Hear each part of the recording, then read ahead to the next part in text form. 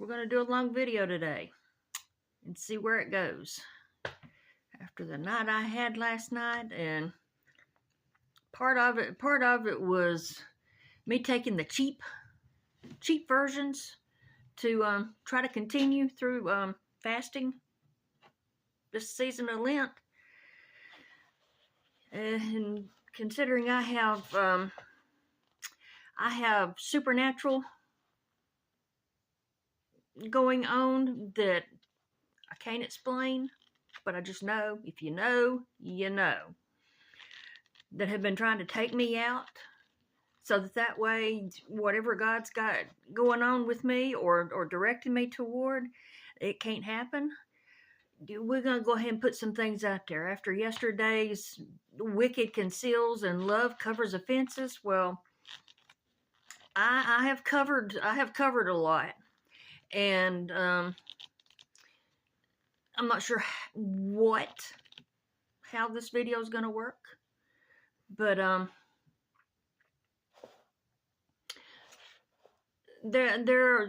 obviously there are screenings that's going on with my phone, and there are discrepancies that I have noticed, and I'm not going to vocalize them so that way they can be corrected, so that way it can look like it's normal, because there's monitoring going on, and I'm pretty sure there's monitoring going on, and I'm not sure whether it is, considering the dream that I had where it was family and the last religious institution, people from both of those areas, and being the codependent person that I have been, and working on me, and realizing that I'm not here to people please anybody, and I'm here to walk in my lane and to focus on what it is that God has for me, instead of taking care of other people and trying to make other people content and happy with me. It's amazing how when I shut my mouth and I start paying attention to things going on around me, and people and what they say and how they act and what they do, you learn a lot. I've learned a lot. And unfortunately, especially with family that I thought. So that's kind of where we're at right now.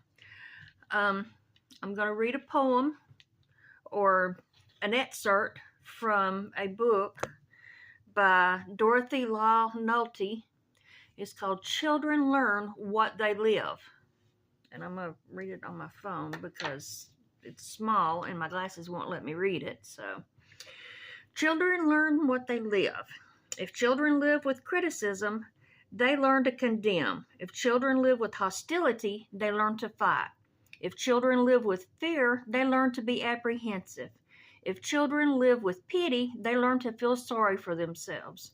If children live with ridicule, they learn to feel shy. If children live with jealousy, they learn to feel envy. If children live with shame, they learn to feel guilty. If children live with encouragement, they learn confidence.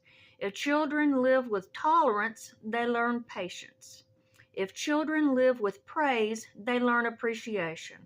If children live with acceptance, they learn to love. If children live with approval, they learn to like themselves. If children live with recognition, they learn it is good to have a goal. If children live with sharing, they learn generosity.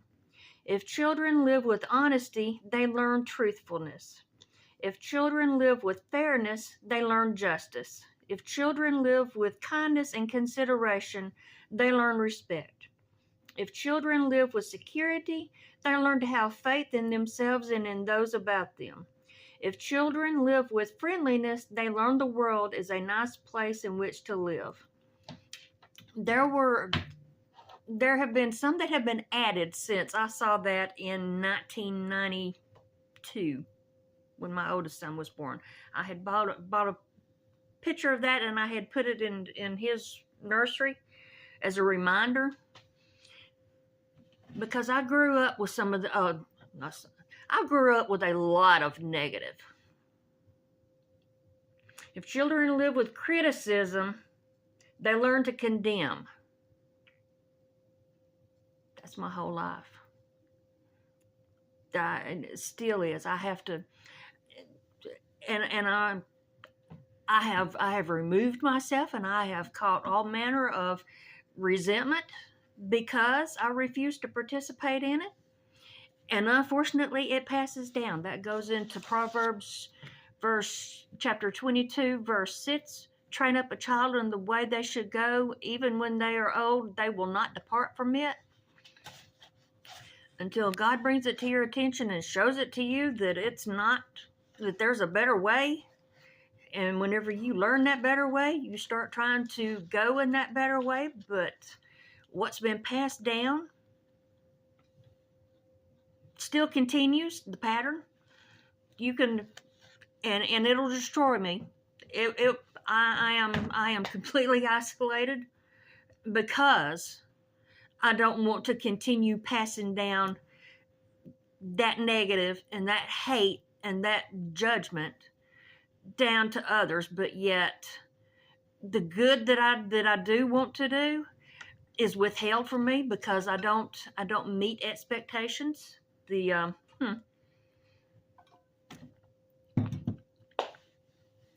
I'm the cheap entertainment, basically.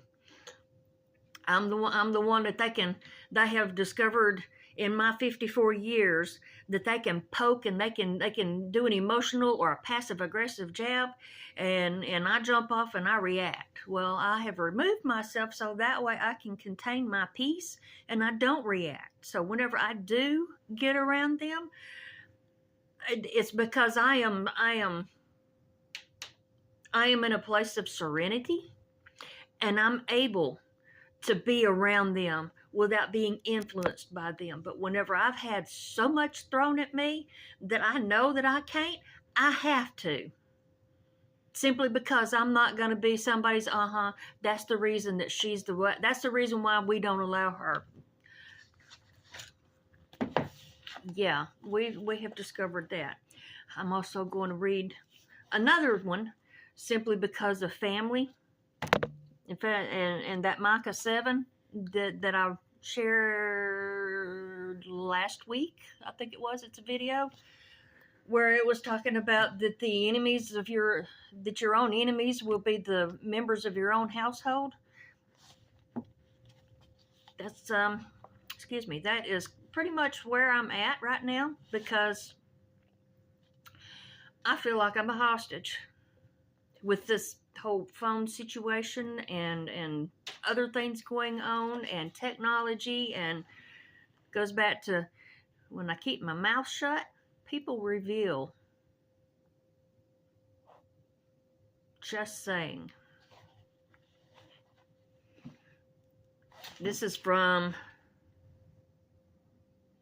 that's that book that I thought had disappeared. Well, it ended up with on my other books that was from a email that I used to send out of encouragement, and it turned it into a more of an evangelistic email closer to the end of it. And I didn't want to be pointing out and the accountability, but sometimes I think that's what God just put it out there and then let them take it. And however, but this that I'm fixing to read is, and it has several days, and what I did whenever I got this book from my counselor was I would take a day, or I would take a page. See, they're like individual pages. I would take a page and I'd sit and I'd chew on it for a while. Well, this one speaks because I recognize myself in what I've done in the past, and I recognize what's going on now. And the title of it is called Detachment Means Taking No Hostages. And think about that for a little while. Hostages. Whenever you think of hostages, you think of a bad situation, like a bank robbery, and they've got hostages in. Well, this is a little bit of a different view of a hostage. Perhaps you have never thought that your obsession with another person might be defined as hostage taking. Historically, we think of hostages as those people who are imprisoned, particularly in a time of war. However, we can slide quite easily into making a friend or loved one a hostage of sorts by our attempts to control their every move. Our smothering focus can be likened to making them our prisoner, but since the natural inclination of every prisoner is to want to flee, the outcome of our behavior will never give us the result we are seeking. Why is it that we are so determined to control someone else? I have given this a lot of consideration for the past few years and have concluded that our need to control others grows out of our own insecurity. We fear abandonment, perhaps, or simple rejection. At least, let me read that one as all as one sentence. We fear abandonment, perhaps, or simple rejection, at least. Both will become the reality if we insist on keeping our focus on them rather than on us. And I'm going to read that again because that's what's happening now, because I have withdrew from a lot of people because they are smothering and trying to control and trying to manipulate me. Both, which is abandonment and simple rejection, both will become the reality if we insist on keeping our focus on them rather than on us. Both fear of abandonment and simple rejection will become the reality if those that are pushing against me and trying to manipulate and control every little move, insist on keeping their focus on me instead of on them. Making the decision to change our focus is an available option. While having a hostage might make us feel secure momentarily, we can always expect them to try to escape. That's the natural inclination. Is that really how we want to live? I feel like I'm a hostage right now. I have had a family member that said that they was going to lock me up and keep me contained. And whenever I kind of shot the look at them and I made the comment about, really? Oh, I'll still feed you. Really? Oh, I was just kidding. I'm just joking. I wouldn't do that. Well, that's what's going on right now. And I've set boundaries, and they're pushing them boundaries, but yet they're being ever so charming and who, me? And I just care. They're also on this. They're also on my YouTube. Just gonna put that out there, and we'll see. We'll see how that goes. I'm not calling out online for her or him. We're just gonna leave it at that. To say that it was because they got called out online is the reason their life's going to hell in a handbasket, because they're reaping their consequences of their behaviors and their actions. I'm doing what I can. I'm at Little Chain. I've made this observation before. You've got the chain. You got the one chain up here, and you've got the one chain down here, and then you got that one little link that's in the middle, and it's shattered into a million pieces. Well, I'm feeling pretty shattered right now. But I know that God's got me. I know that God's in control. And I know that it's making a lot of people uncomfortable because I have found my voice and because I don't fit in their box of expectations and I don't react to give them their little emotional high or their satisfaction of look what they can make me do. And we are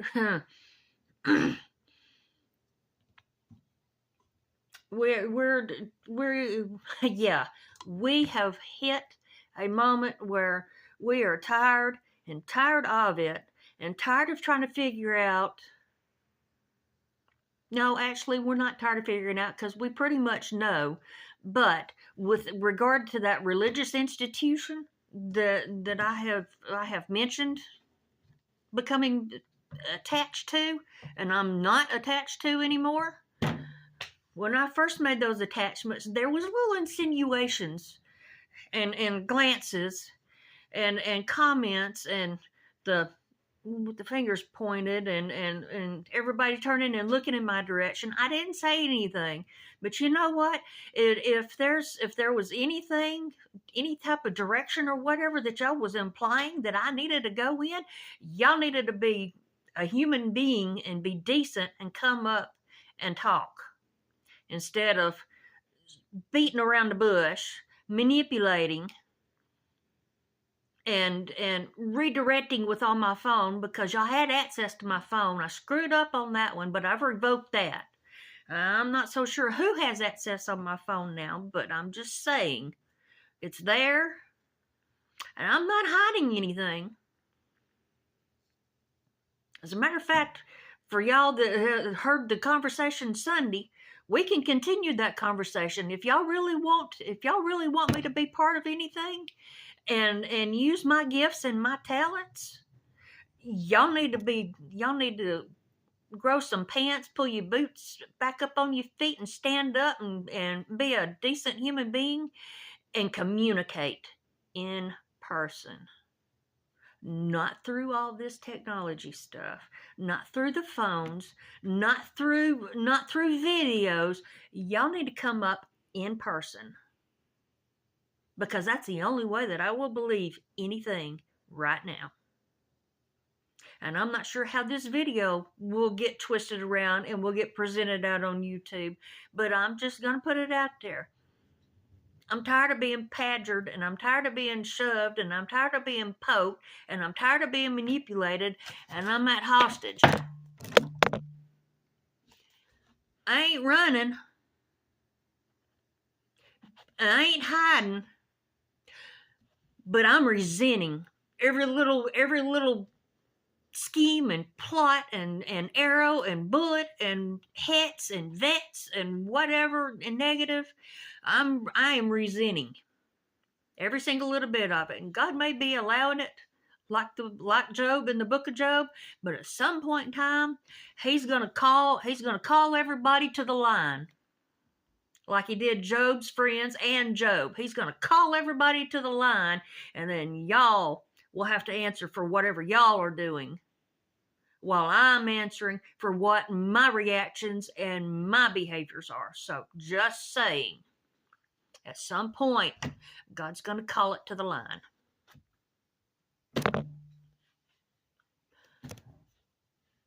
And with that, I'm ending the video. God loves us. He created each one of us in His image. But it's our decisions on if we allow Him to lead us and guide us. And yes, He does use other people, but there are those that take it to an unhealthy level and use it and abuse it to God's detriment and gives Him a bad name. And there's a lot of people that have given Him a bad name, and I refuse to be one of them anymore, simply because I am not living like I was. All that criticism and negative and rejection and the shame and the guilt and the hellfire and brimstone. Yes, there is hellfire and brimstone, but they will know we are Christians by our love. And it's few and far in between right now. Now I will talk to y'all in another video, God willing, if I make it through whatever's going on right now. God willing.